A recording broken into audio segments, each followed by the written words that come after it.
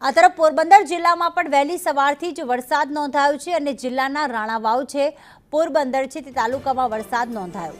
પોરબંદર તાલુકામાં 2.5 ઇંચ જેટલો વરસાદ ખાબકી ચૂક્યો છે, જ્યારે રાણાવાવમાં 2 કલાકમાં 1.5 ઇંચ વરસાદ વરસ્યો।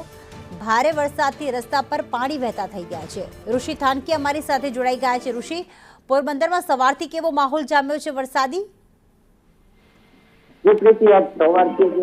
સવારના 6 વાગ્યાથી જ વરસાદે જોર પકડી લીધું છે અને પોરબંદરમાં આશરે 2 ઇંચ જેટલો વરસાદ વરસી ચૂક્યો છે અને રાણાવાવમાં 1.5 ઇંચ જેટલો વરસાદ છે તે વરસી ચૂક્યો છે।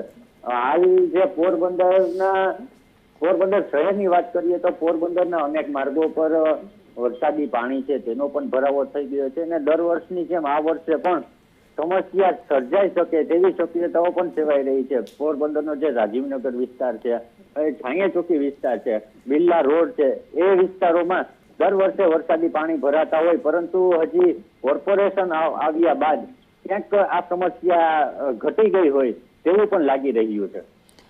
બિલકુલ, આભાર ઋષિ તમામ વિગતો માટે।